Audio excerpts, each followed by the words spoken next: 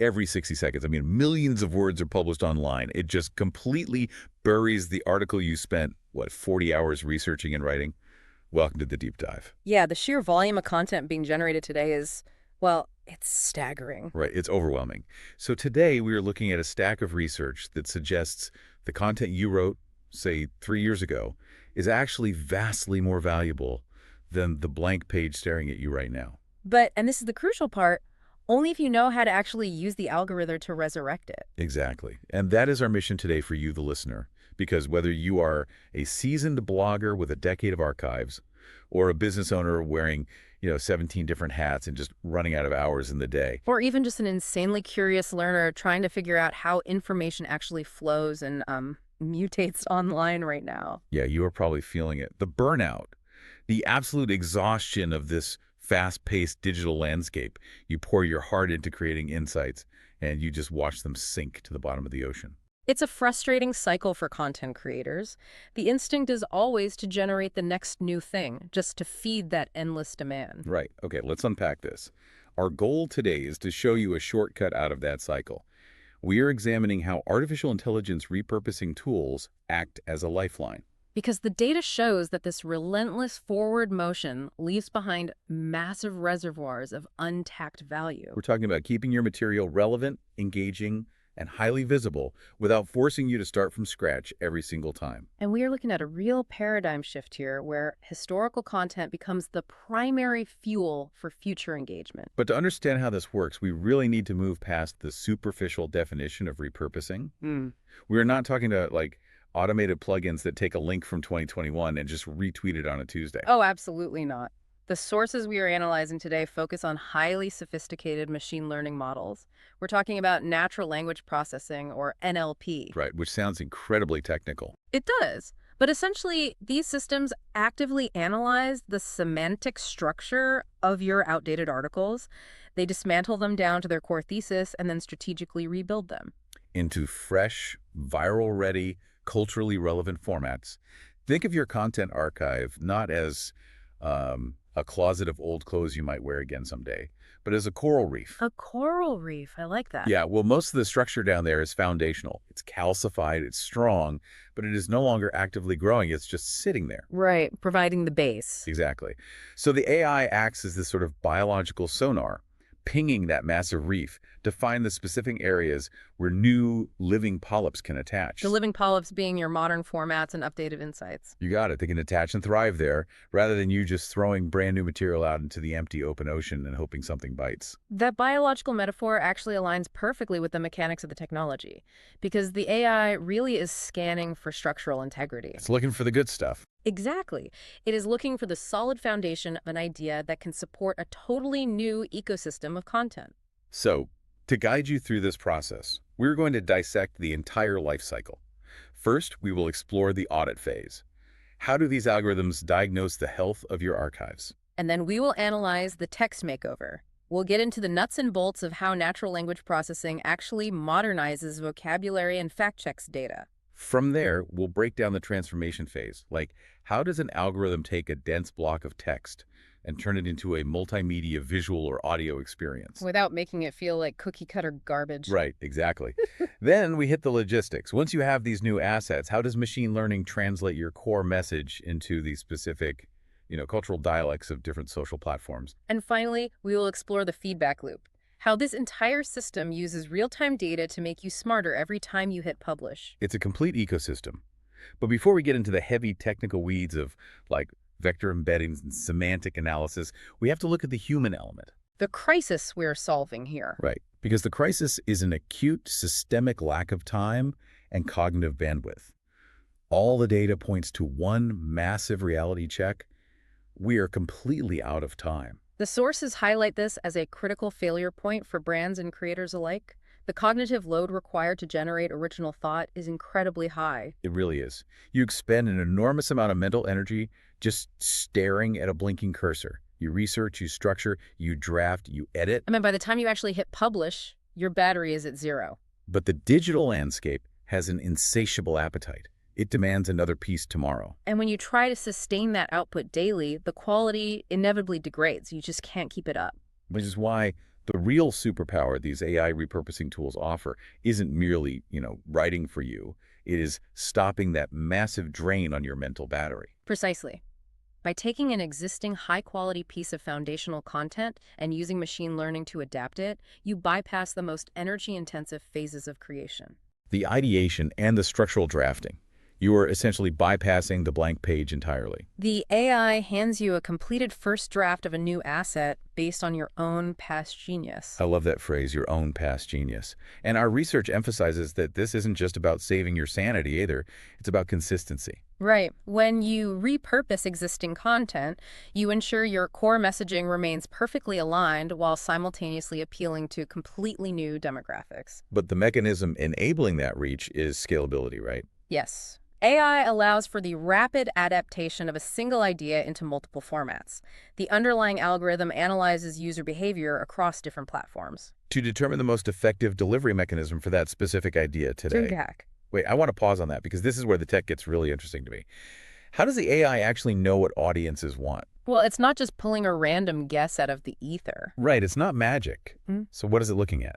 The AI utilizes machine learning models trained on vast data sets of human interaction online. It tracks metrics like dwell time. Dwell time meaning like how long a user stops scrolling to look at an image. Exactly. It looks at that, plus click-through rates and social sharing patterns, and it maps these behaviors to the specific structural elements of the content. Give me an example of how that works in practice. Okay, for instance, the algorithm might recognize that over the last 30 days, articles in the B2B software space that feature bulleted lists and high-contrast infographics are retaining readers 40% longer than continuous text paragraphs. Oh, wow. So it's identifying patterns in human attention span in real time. Yes, the system clusters user interaction data to build predictive models. So if the data dictates that audiences in your specific niche are currently engaging heavily with bite-sized, data-driven visuals rather than, say, a 3,000-word deep dive. The AI flags your old long-form article. It then suggests transforming the densest statistical paragraphs into a series of visual charts. It is a highly tailored content delivery system based on empirical attention data, which completely shifts your entire job description, if you think about it. It does. It fundamentally changes the role of the creator. Right.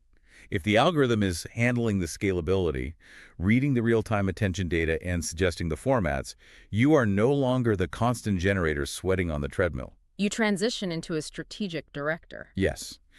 You are providing the foundational reef, the original thought, the unique perspective, and the AI is cultivating the new growth on top of it. And this shift from generation to direction is what the sources identify as the ultimate competitive advantage right now.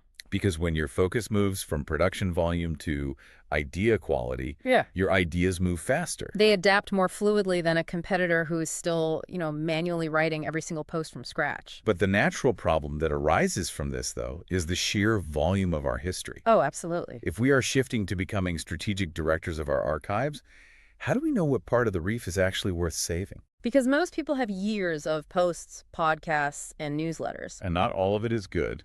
Some of it is probably terrible. Very true. So this requires a diagnostic tool, which the sources call the audit phase. Recognizing which outdated posts possess latent potential is really the first technical hurdle. You cannot simply feed your entire website into an AI and ask it to make everything viral. That would just be a mess. A total mess. The audit process actually relies on API integrations with analytics platforms to establish a baseline of historical success. The sources mention tracking specific metrics, things like page views, social shares, and the time spent on pages. Yes, those are the primary indicators of engagement. But I'm looking at my own analytics dashboard, and if I see a post from, let's say, 2021 that is absolutely flatlining today, and the bounce rate is 90%. Meaning people click the link, look at it for 3 seconds, and run away. Right. My instinct is just to let it die. If the audience is actively rejecting it right now, why waste computing power trying to resuscitate a flop? That instinct makes perfect sense until you separate the core idea from its current packaging. The objective of the algorithmic audit is not to save objectively bad content. Okay, so what is it doing then? The AI applies dual criteria to filter the archives. First, it looks at the historical decay rate. Meaning, did this article once command high traffic and long dwell times? Yes. If the answer is yes, the foundational premise is validated. It had resonance at some point. The second criteria analyzes the actual cause of the current decay. Is the topic itself dead, or has the vocabulary of the audience simply shifted? Exactly. Let's ground this in reality for the listener. Say you wrote a definitive 4,000-word guide to remote work in 2019. A very hot topic at the time. Right. It had interviews, productivity stats, psychological breakdowns. In 2019, that post was king. It pulled massive search traffic. But now, in 2026, the analytics show the traffic has flatlined. A human auditor sees that flat line and just archives the post. They move on. But the AI audit tool uses something called latent semantic indexing to compare the keywords in your 2019 article against current search trends. Okay, and what does it usually find in a case like this? It discovers that human beings are no longer typing how to do remote work into search engines. They are typing things like asynchronous workflow strategies or hybrid team communication protocols. Ah, I see. The search intent evolved, but the underlying problem the user is trying to solve remains exactly the same. Precisely. They still want to know how to manage people who aren't in the same room. The vocabulary mutated. Your 2019 article slowly lost its ranking simply because it lacked the modern lexical markers that search engines look for today. The AI flags this exact discrepancy. It identifies that the foundational insights regarding distributed team management are still highly relevant. But the packaging is obsolete. Exactly. So it prioritizes the piece for a strategic rewrite, allowing you to salvage the core value of those original 40 hours of research. It finds the living polyp on the dying reef. I love it. Okay, so the AI audit hands us a dashboard of prime candidates. We have our 2019 remote work guide. It's historically validated, but lexically outdated. The next phase is the actual makeover of the text. And our sources are adamant that this is not just a digital find-to-replace function. No, not at all. We are talking about the application of natural language processing to completely restructure the communication. The makeover phase really targets three things: clarity, accuracy, and trust. And to understand how NLP achieves this, we need to briefly look at tokenization. Tokenization. Yeah, because the AI does not read sentences the way a human does. It breaks your paragraphs down into semantic tokens. Okay, so what is a semantic token? It's essentially mapping the relationships and contextual meanings of the words into a multidimensional space. I want to make sure I understand this. So it's not just looking for a specific word. It's analyzing the mathematical distance between concepts. Correct. It compares your semantic tokens against a massive, real-time database of top-performing modern content. So if it encounters a phrase in your text like, I don't know, synergy in the Web 2.0 space. The NLP algorithm immediately flags it. Not because the words are misspelled. Right, but because that specific cluster of semantic tokens hasn't appeared in high-performing authoritative articles in a decade. It's basically saying, nobody talks like this anymore. Exactly. The algorithm maps that outdated phrase to its modern equivalent, suggesting a revision that simplifies and updates the language. Without altering your core thesis. Yeah. So it's like having a brutal, hyperliterate co-author reading over your shoulder, pointing out that your industry jargon is just alienating the modern reader. A very efficient, very honest co-author. And it's not just about sounding cool either. The sources heavily emphasize that this process is vital for accuracy. Because the AI is also scanning for outdated statistics and obsolete references. Which is huge, because accuracy is the bedrock of digital trust. Absolutely. When an NLP model flags a statistic, say a line in your article claiming 50% of the workforce uses broadband internet, it cross-references that claim against current databases. And if the current metric is, say, 98%, the AI highlights the discrepancy. The psychological impact of broken trust is immediate for a reader. Oh, for sure. If I'm reading an article that claims to be the ultimate guide to something in 2026, and the author cites a study from 2018 as recent data, the spell is completely broken. It doesn't matter if the philosophical points in the article are brilliant. Exactly. If the data is visibly wrong, my brain immediately categorizes the entire source as unreliable. The reader's trust evaporates. And equally important, the search engine's trust evaporates. Wait, really? The search engine cares about the date of my stats? Oh, definitely. Search algorithms like Google utilize freshness algorithms. They are designed to heavily favor up-to-date, accurate information. Because their primary product is the relevance of their search results. Right. Ensuring your facts and statistics are current isn't merely an exercise in journalistic integrity. It is a fundamental SEO optimization strategy. But how does the search engine actually know my statistic is old? Like, does Google fact-check every single number on my blog? Not exactly. It analyzes the semantic context and compares facts against its own knowledge graph. Okay, so when an article is updated with fresh data, This semantic relationships within the text change. New contemporary keywords naturally emerge from those updated statistics. and then the search engine spiders crawl the updated page, they recognize the integration of modern data points alongside that historical authority. And they reward that combination with higher visibility. So by utilizing the AI to seamlessly update the vocabulary and fact-check the data, you are actively engineering your way back to the top of the search results. You are. And looking at the bigger picture, this positions you as an active thought leader in your space. Because you aren't just a creator who had a good idea 5 years ago. You are a dynamic source committed to the evolution of your industry. Thought leadership requires the continuous demonstration of current understanding. Right. When you systematically revitalize your archives to reflect present realities, you prove to both the human audience and the algorithmic gatekeepers that your expertise is ongoing. Okay, so at this point, the text is now pristine. The jargon is neutralized, the sentences are crisp, the statistics reflect this morning's realities, and the SEO is dialed in. As a written document, it is flawless. But the harsh reality of the current digital ecosystem is that text alone is a bottleneck. It really is. To reach the vast majority of the audience today, the content has to mutate. Which brings us to the next phase. We move from the makeover to the transformation. This is where the concept of repurposing breaks its traditional boundaries. The sources detail the absolute necessity of transforming text-heavy assets into diverse multimedia formats. We were talking about infographics, short-form video scripts, interactive polls, and audio snippets. Taking that 4,000-word remote work guide and breaking it into a TikTok video, a LinkedIn carousel, and a Pinterest infographic. Exactly. But I have to push back here, because this is where the internet starts to feel like a dystopian factory to me. How so? Well, if I am using an AI design tool to automatically generate a graphic based on my text, and millions of other creators are using the exact same tool, doesn't everything eventually converge into a generic cookie-cutter aesthetic? That's a very common concern. How do we prevent our brand from looking like it was generated by a vending machine? The fear of homogenization is valid, but only if the creator uses the technology passively. Meaning they just click a button and accept whatever pops out. Right.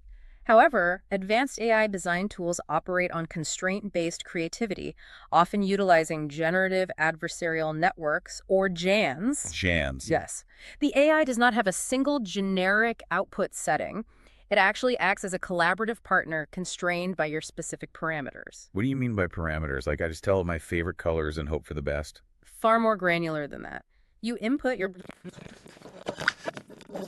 visual pacing and stylistic tone. Oh, wow. So you really build a digital brand kit for the AI. Exactly. And the AI maps the emotional sentiment of the text it is analyzing to those specific visual parameters. So if the NLP identifies a high-density region statistic in your text, the design algorithm doesn't just slap it on a generic blue background.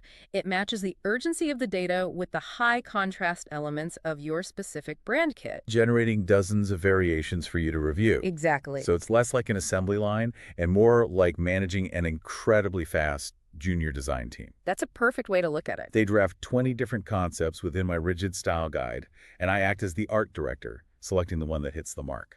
Furthermore, the mechanism behind this transformation is critical for cognitive processing. Cognitive processing. Yes, we have to address diverse learning styles. Human beings absorb data through different sensory pathways. Right, visual learners versus auditory learners. Exactly. Visual learners require the spatial arrangement of an infographic to really grasp a complex relationship. While auditory learners need the inflection and pacing of a voice to retain information. So, if you only publish long-form text, no matter how brilliantly the NLP cleaned it up, you're throwing up a massive barrier to entry for huge segments of the population. You are alienating them entirely. By using AI to parse your high-density text and translate it into a visual chart or a podcast script, you broaden your demographic reach exponentially. You capture the attention of audiences who would never engage with a blog post. Not because the underlying idea is flawed, but because the format creates cognitive friction for them. Let's visualize this workflow. Okay, let's do it. We take the updated remote work guide, the AI scans it, It identifies the three most surprising data points about hybrid team It productivity. extracts them, matches the sentiment to your brand's color palette, and generates a vibrant, multi-slide infographic. Then it isolates a provocative philosophical question from your conclusion and formats it as an interactive poll. Oh, that's smart. And finally, it condenses the introduction into a 60-second punchy storyboard for video. One foundational asset has now become three completely different entry points, optimized for three different types of brains. That is incredible. And the transformation doesn't stop at the medium, does it? The sources highlight that it extends to perspective as well. Yes, the strategic value of using AI to identify narrative gaps where a modern cultural viewpoint would enrich the content. Wait, how does an algorithm identify a missing perspective? That sounds too human. The NLP models compare the structural narrative of your piece against contemporary discourse in the field. So if it notices that your article discusses remote work infrastructure, but lacks any mention of, say, modern AI integration, Which is currently dominating the B2B conversation. right, it flags that omission. It essentially tells you, hey, the technical foundation is sound, but it lacks a 2026 cultural lens. This prompts you to invite a guest contributor, or maybe pull a quote from a modern industry leader. Instantly turning a solo archival piece into a dynamic, collaborative asset. So the content is mathematically updated, visually transformed, and culturally enriched. We have a suite of high-value assets ready to go. But having great assets on your hard drive does nothing. No, it doesn't. We have to deploy them into the wild. This requires a completely different type of algorithm. One focused on logistical deployment. This is the distribution phase. The logistics of distribution are where the scalability of AI truly manifests. The sources explicitly warn against what they call the broadcast approach. Taking the exact same message and blasting it identically across Twitter, LinkedIn, Instagram, and TikTok. Right, because the syntax of those platforms is completely different. A thread on Twitter operates on a totally different psychological wavelength than a professional update on LinkedIn. Adapting the tone and style to fit the specific channel is absolutely mandatory for visibility. So how does the AI do that? The AI tools designed for distribution utilize what are called style transfer models. Style transfer models. Yes. These models analyze the linguistic patterns that yield the highest engagement on a specific platform, and they translate your core message into that dialect. See, I am looking at this data on platform-specific optimization, and frankly, I'm stuck on a crucial nuance here. Okay, what is it? If I have one central thesis, and the AI is chopping it up, shortening words, adding slang for TikTok, and then making it sound highly corporate for LinkedIn, doesn't the core message just get lost in translation? It's a risk, certainly. How does the algorithm actually isolate the thesis from the tone without making my brand sound like a robot trying to, pander to teenagers? The separation of thesis and tone is achieved through vector mapping, which we touched on earlier. Okay, refresh my memory. The AI maps the core semantic meaning of your message, the factual data and the logical conclusion as an immutable structure. That is the thesis. It locks that in. Yes. The tone is treated as a flexible, superficial layer applied over that structure. Crucially, the AI does not just guess what a good tweet sounds like in a vacuum. It analyzes the historical performance metrics of your own existing posts. So it's studying my historical data to learn my specific voice, not just adopting a generic internet persona. Exactly. It studies your cadence, your vocabulary constraints, and the sentiment your specific audience reacts to. The AI basically acts as a bilingual translator, fluent in both your brand's identity and the cultural dialect of the platform. It suggests a punchier opening hook for Twitter while strictly maintaining the logical through line of your thesis. It's translating the execution, not the idea. Precisely. And the distribution algorithms also handle the scheduling based on audience analytics. Determining the exact minute your specific demographic is most active online. They optimize image dimensions so nothing gets cropped awkwardly, and they integrate frictionless sharing mechanisms. Frictionless sharing is really the ultimate goal of distribution, isn't it? It is. You are not just broadcasting. You are attempting to turn individual readers into nodes in a larger distribution network. By delivering a perfectly formatted, visually engaging asset at the exact moment the user is most receptive to it, you remove all the barriers to sharing. When the content aligns perfectly with their preferred medium, they advocate for your brand organically. Which brings us to the final piece of the puzzle. You've deployed the assets, the network is sharing them. Now we have to close the loop. We need to know if any of this actually works so the cycle can iterate and improve. We're diving into section 6, the feedback loop, and long-term strategy. Because the distribution strategy is only as powerful as the data API feeding back into it. The sources divide this feedback loop into two distinct categories that must be synthesized: quantitative metrics and qualitative sentiment. Let's start with the hard numbers, the quantitative side. We are looking at bounce rates, the volume of referral traffic coming from the social posts back to the main site, and whether the SEO makeover actually moved the needle on organic search rankings. And to measure that accurately, the AI systems establish baseline metrics before the repurposing process even begins. You must have a control group. Exactly. If the original outdated text was generating, say, 50 visits a month with a high bounce rate, and the newly distributed multimedia ecosystem generates 600 visits with extended dwell time. The algorithm quantifies that delta. It calculates the precise return on investment of the specific formats and platforms used. But numbers only tell you what happened. Right, they don't tell you why. If a post goes viral, the quantitative data just shows a massive spike in traffic. But what if it went viral because everyone is actively mocking it? That is where the qualitative data comes in, which is inherently much messier. We're talking about reading the comment sections, analyzing direct messages, and really gauging the actual human reaction. The qualitative data is where the context lives, and AI is increasingly adept at parsing it through sentiment analysis. Sentiment analysis, how deep does that go? Advanced NLP models can read thousands of comments and categorize the emotional response: frustration, curiosity, agreement. So if your quantitative data shows high engagement, but the sentiment analysis reveals that 60% of the comments are pointing out a logical flaw in your premise, the system flags this. It provides actionable intelligence that a simple page view metric would entirely miss.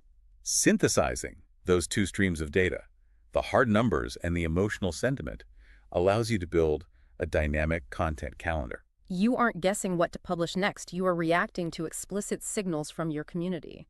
But I have to play devil's advocate here for a second, because envisioning this entire closed-loop system, it sounds almost suffocating. Suffocating in what way? Well, if we are constantly feeding our old work into an algorithm, analyzing the data, translating it into new formats, and then optimizing it based on feedback, does this eventually just strangle original thought? That's a valid fear. Are we destined to be stuck in an endless cycle of regurgitating our own 2019 ideas until the end of time? It is a profound existential fear for creators. The fear of becoming a caretaker to a digital museum rather than an innovator. Yes, exactly. However, the sources guide us to reframe this mechanic. It is not a closed loop. It is a self-sustaining ecosystem. Okay, explain the difference. By leveraging the AI to do the heavy lifting of auditing, formatting, and distributing the archival material, you systematically drastically reduce your daily cognitive load. Because I am not spending 3 days manually redesigning an infographic or agonizing over the syntax of a tweet, my mental battery isn't drained. Precisely. And so the opposite of your fear occurs. You free up the necessary time, resources, and mental energy to produce entirely fresh, original ideas. The AI handles the maintenance and maximization of your existing intellectual property. It keeps the foundational reef thriving and visible, and this liberates you to explore completely new territories. Furthermore, the qualitative feedback loop, understanding exactly what your audience is debating and questioning today, provides the exact coordinates for where your next original piece of content should go. You are fostering a dynamic community that actively informs the evolution of your brand. The archives are not a graveyard, they are the soil. And the AI is the agricultural system that ensures that soil constantly yields a harvest, feeding your business while you go out and find new seeds. That is a brilliant way to summarize it. Let's take a breath and synthesize this massive journey we just went on. It's a lot to process. We started by confronting the reality of the content treadmill.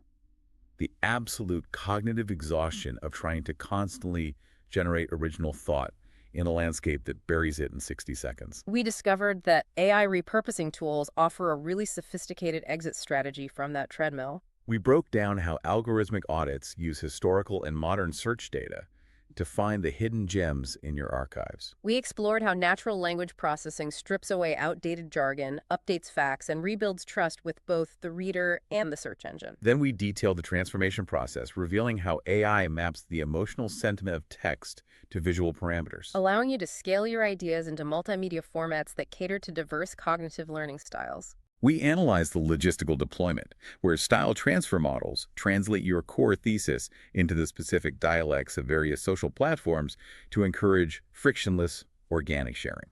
And finally, we closed the loop. We saw how synthesizing quantitative performance data with qualitative sentiment analysis creates an ecosystem that not only maximizes your past work, but actively directs your future innovation. So, bringing this right back to you, the listener, the data and the mechanics we've unpacked today make one thing abundantly clear. Utilizing AI to repurpose your content is no longer a peripheral marketing tactic. No, it is a fundamental requirement for survival in this ecosystem. If you are a creator, a founder, or an educator, your historical insights are your most underutilized asset. You do not need to constantly reinvent the wheel. You need to let the algorithm refine the aerodynamics. As we conclude, I want you to consider the trajectory of the machine learning models we've discussed. Where is this all heading? Currently, these systems rely on historical performance and real-time sentiment to optimize your repurposed content. They analyze the past and the present to dictate the immediate future. Right. But what happens as these predictive models become exponentially more sophisticated? What happens when the AI is so deeply integrated with your audience's micro-interactions that it stops merely reacting to shifts in search intent? Wait, you mean it starts anticipating the shift before the human user even types the search query? Imagine a near-future system that analyzes the latent behavioral patterns of your community and automatically initiates the repurposing process for a specific archival post. Adapting the text and formatting the visuals to answer a complex emerging question that your audience hasn't even consciously realized they have yet. Exactly. You wouldn't just be curing the decay of your old content, you would be using your archives to predict the future. It's a fascinating prospect. It really is. Thank you for joining us on this deep dive. Keep exploring, keep questioning, and we'll see you next time.